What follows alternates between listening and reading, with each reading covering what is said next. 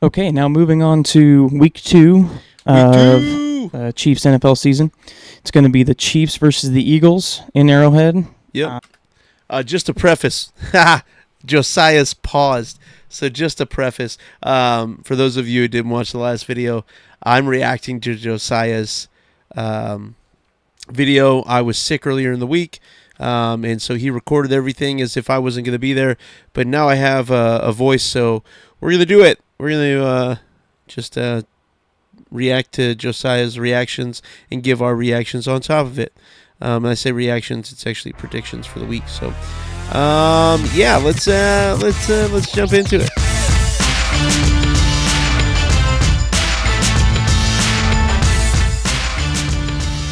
Las Vegas has the Eagles as 1.5-point favorites going into this week. Makes sense. Something curious that happened. I think it was today. Today's Tuesday. The Eagles traded with the Jaguars for running back Tank Bigsby. They sent Jacksonville 5th and 6th round 2026 draft picks. It looks like they're doing this to bolster their depth. With I think Will Shipley is currently out. I can't quite remember. Yeah, who cares about but that? also to help their kick return team. They looked like they wanted some help there. They're still not getting graded very well as far as the trade goes. It kind of is a little baffling why you'd be focusing on your running backs whenever you have some decent depth and Saquon Barkley as your starter. Whenever you have some other issues that are present on like the defense and stuff like that. But only time will tell what their strategy is and how that kind of works out. On Thursday night, that's when they played the Cowboys. They looked very good. The Eagles looked like the Eagles, but they also looked mortal. I mean, near the end of the game, CeeDee Lamb just had like 3 passes that he dropped that if he had caught any of those, it could have gone an entirely different way. Yeah, CeeDee Lamb lost that game for the Cowboys. The Eagles tried to give that game away, and CeeDee Lamb really should have caught at least 2 of those catches. But realistically, all 3. Like, he should have caught those. No excuse. And I think the Eagles have the similar questions in their secondary like the Chiefs do, where they've got one good corner and their second corner is not the greatest. So, yeah, we'll see what progresses with that. So they were definitely not perfect. And so I think that the Chiefs receivers are just going to have to do everything they can to create separation and break out of the coverages because the Eagles do have a less than ideal defensive back room. So hopefully we're able to take advantage of that on Sunday. Yeah. So, Jalen Hurts also threw for 144 yards and rushed for 62, which was more than Saquon Barkley. Same kind of situation we had with the Chargers against the Chargers. We're going to have to mitigate both Jalen Hurts and Saquon Barkley if we're going to win this game. I mean, in the Super Bowl, we mitigated Saquon, but Jalen Hurts still was able to just run around and make plays. So here's the thing is we've definitely got to focus on Saquon Barkley. Do not let Saquon Barkley beat you. He'll run all over you.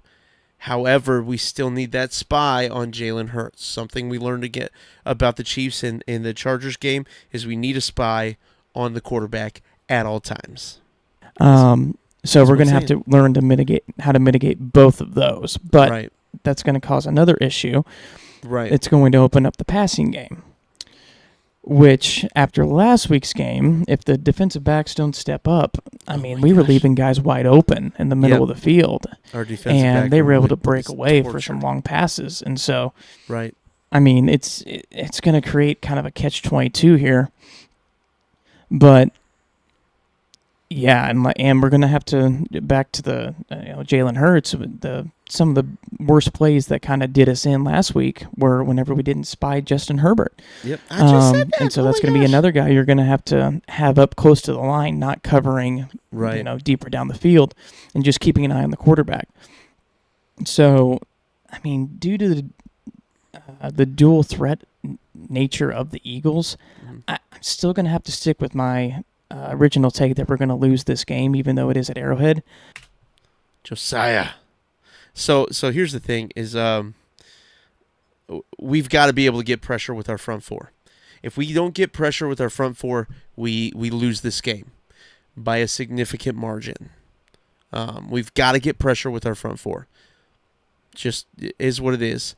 I know Spags will bring the pressure from like some corner pressure, some safety pressure, stuff like that, but we need to be able to get pressure with our front four, and they've got a really good offensive line. So we'll see what happens there with that.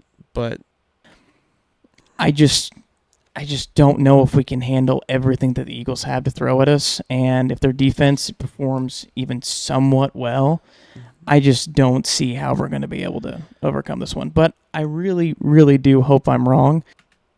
And I'm going to be honest, I think we definitely have to we're going to have to score a lot of points in this game. Going to have to score a lot of points in this game.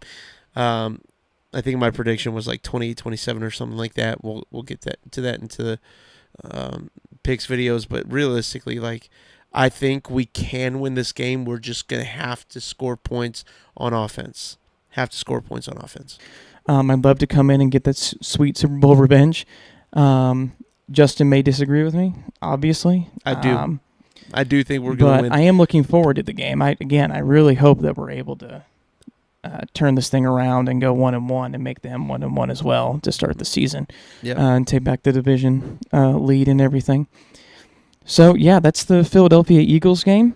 Feel free to comment your thoughts down in the comment section below. Subscribe. And please like and subscribe too if you like what you're seeing. Yeah, we did it at the same time. So I didn't even know you were going to say that. That's week 2. Yeah, so that's just...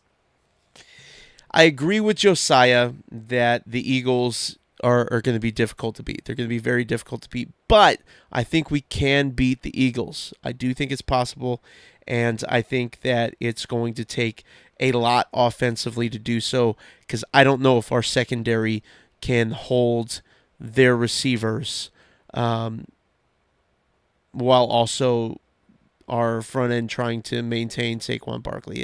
It's we're going to have to score a lot of points. We're going to have to put up 28 to 35 points to win this game. So we'll see what that looks like. Let us know in the comments what you think about the game, and we'll see you guys in the next video.